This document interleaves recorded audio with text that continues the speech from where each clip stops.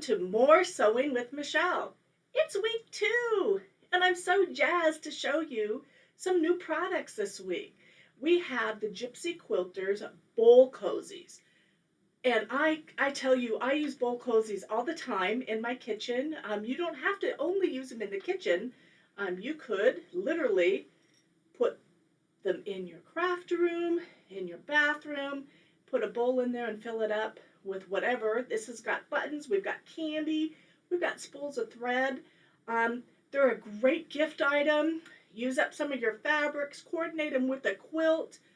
It's just a fun project, and the best thing is they're so useful.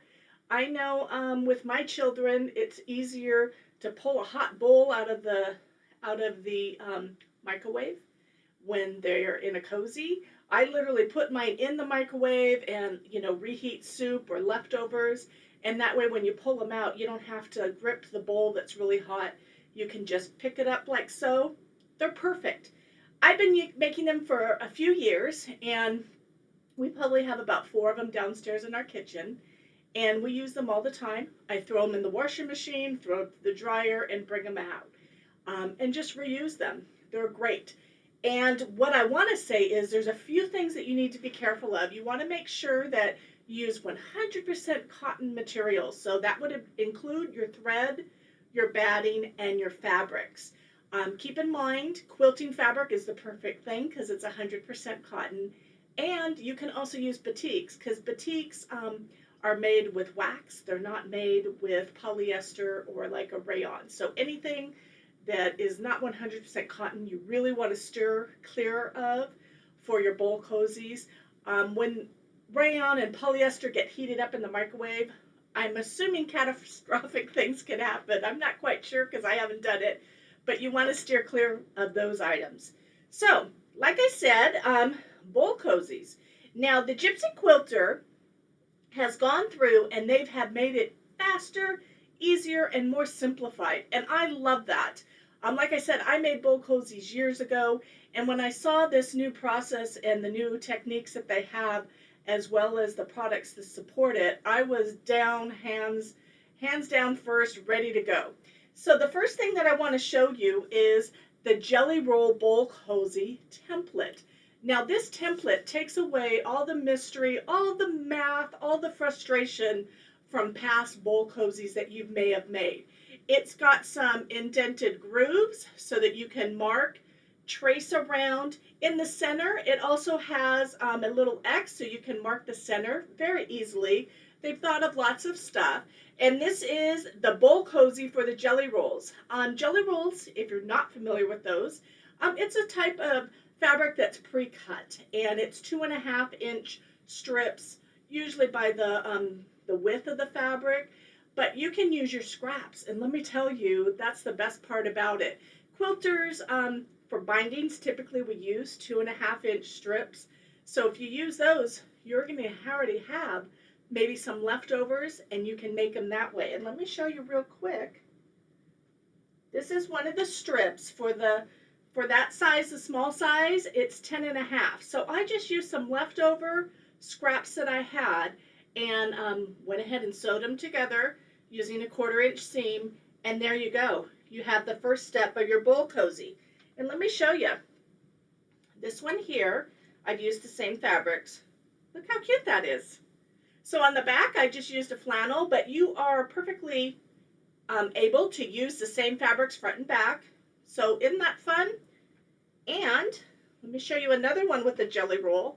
This one, I used some of my favorite leftover fabrics from a quilt I just made, and I've used 10 different strips, 2.5 by 10.5, front and back, and it's just a very fun functional bowl there. So we have those, and once again, that is for the jelly roll template. You want to get this regardless of anything else because it's going to be your best friend. So we have that, and here's the best part. Who out there enjoys cutting fabric and batting? I know I don't. I want to get right into the actual sewing. So the Gypsy Quilter has the small and large size pre-cut batting. How cool is that? So it's already pre-cut, And that makes it super easy to line up your fabrics to make your bowl cozies. Hands down the best thing. So we have the small size and we also have the large size. Now the large size, you're going to use 15-inch squares, and you will use 2 pieces for either the small or the large bowls for each bowl. So they're double the thickness of batting, and you get 8 per package of the pre-cut batting. So each package is allowing you to make 4 each. So isn't that cool? So we have those 2 products, as well as, once again, the jelly roll template. You want to get both of those. Now, let me zoom in real quick, and I'm going to show you some of the different things on the bowl cozies. Okay, here we are. So let me show you some of the detail. You'll see that this is the small version, double thickness, and this one's done with the jelly roll strips. Now, using the template, I went ahead and used my leftover quilt block. How fun is that? So using a leftover quilt block that I just had laying around, I basically used that to make a bowl cozy, and just use some leftover flannel fabric for the back. Isn't that cute? With a bunch of buttons in it. So that's those ones. These are the small size. We have this one that I showed before. Now notice you can use your threads. You can have them, I have 2 rules of thought when I do any sewing project. Do I want the threads to show, or do I want them to blend in? Most of the time I want my threads to pop. So this one, I've used some threads that'll match. This is our large size. Now on the large size, it accommodates a pretty dang good bowl. So perfect for serving soup or serving pasta, any other item you want. I love it. I love these handles. Nice large size. And then look how cute it is, both of them. You can have the large and the small ready to go. Perfect little gifts for someone that's getting married, or for a friend who's having a birthday. So we have the large, the small size, and then I also did it in this coordinating fabric here. You'll see we have the small size, and I did a different fabric on the background. Keep in mind that these are reversible. You can pop them in and out for whichever side you want, and there you go. Now you'll notice on mine, depending upon what stitching I've done, I have a bunch of tips that I'm going to show you later, as far as if you want yours to kind of be like a tulip and be perky, or if you want your flaps, like this one, to kind of stay open like a sunflower. And I'll show you that a little bit later. So those are the 2 sizes. We have the small and the large. And don't forget to get the jelly roll template. Now keep in mind, what you're going to see on our videos is there's going to be a landing page that's available where you're going to be able to go to purchase any and all of the products that I show you on More Sewing with Michele. So make sure that you check out that landing page, and that way you'll see the products that we have for each week. Now these are some fabrics that I've went ahead and pre-cut. So you see that you need 2 pieces of fabric per bowl, and then the 2 pieces of batting. You can use coordinating, or you can use the same fabrics on either side. You know, the choices are completely up to you as far as how you design it and what fabrics you use. I also want to show you this one here. This is our large size. And all I've done is I have gone ahead and added the backing fabric, and I've done a stitch, an X and a cross through the batting. Now what you're going to want to use, there's several tools that you're going to want to use when you make your bowl cozies. One of the first ones is you're going to want to have a walking foot. Now depending upon your machine, there may be different types. This one is for kind of baby locks, brother. I know that this one's for my Genomes, but you're going to want to use a walking foot. And when you use a walking foot, what it does is it sandwiches all the fabric together and feeds them through your machine at the same time.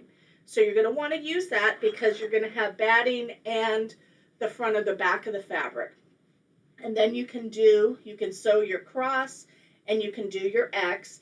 And keep in mind that template has the crosshairs, so it's really easy to line that up. Using a marking tool, you can make your little line on your batting, and that way you know exactly where to sew. So that is the one side. I do like to sew completely around to keep it all contained. It makes it easier when you are putting it together so that you don't have a bunch of frayed edges, that everything's nice and secure all the way around the edges. That's something that I do. Now, when you get your package from the Gypsy Quilter, it has all the instructions on how to make these bowls, but what I'm showing you is some little tips and tricks that I have done while I've made my bowls to make it a little bit easier, and I think sometimes it even adds a little bit more pizzazz to it. So this is one side. And then I've gone ahead, once you get those two together, you're going to fold them. Let me pull this one back real quick. What you do, the next step is you fold them in half so that you get this dart, and you're going to want to use your 1/4 inch walking foot.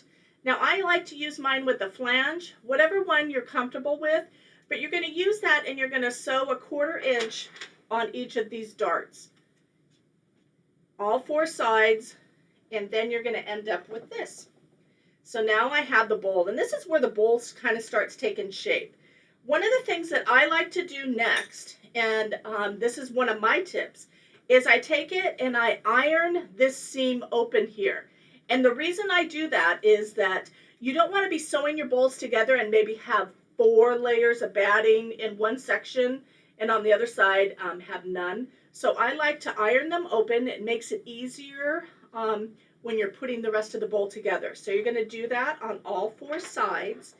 And then the next thing that you're going to want to do is you're going to want to take your scissors. And this area here on the dart, it's really important that you kind of snip out your crotch. So you're going to just get in there and you're going to snip out the corners of the crotch on all of the darts. So you'll end up with 4 of them. And what that's going to do is it's going to allow it to open up and lay flat. And then the other thing that you're going to want to do once you get the 2 bowls sewed together is you're going to want to take your scissors and you're going to want to cut around all the round areas so that it doesn't pull and it opens up correctly. And keep in mind when you get to the crotch area of the darts, you're going to want to cut in. You don't want to cut into your seam, but you want to cut right up to it, and that's going to help it open up a little bit easier when you turn it. So now I've sewn mine together, and let me show you. The next step is you're going to find your ends. Let me find my opening here, and you're going to birth it. Now what I like to do is I like to leave my opening on one of the straight ends. It makes it easier for when you turn it, or birth it as I call it. So I'm just pulling it through, and it takes a little bit of time, but you can kind of help it through, push it in, and then you're just going to keep pulling it out until you get the whole thing birthed. There is no epidural needed for this. It'll all be pretty easy once you get it going. Now here's one of the tools that I want to show you now. This is the Precision Tool Turner, and it's going to be your best friend. Not only for these bowl cozies, for any other thing that you're making where you've got to turn something.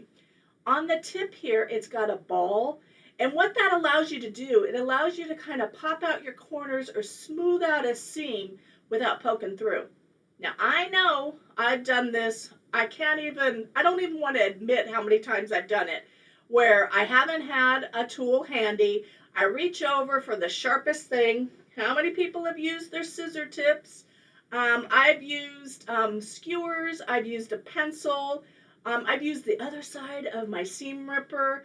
There's lots of things that I've used that I shouldn't. Now that I have this tool, it's right next to my sewing machine, and every time I need to pop something out and pop out a seam, this is the tool I use. Because of that ball point, you're not going to go straight through the side of your project, which it's not fun, and sometimes you can't recover from that. It takes a little bit to hide it. So with this tool, you're simply going to ease out the sides. And then what I like to do is I simply roll it along those seam edges. And I completely go all the way around. And then what's going to happen is it kind of allows them to lay flat.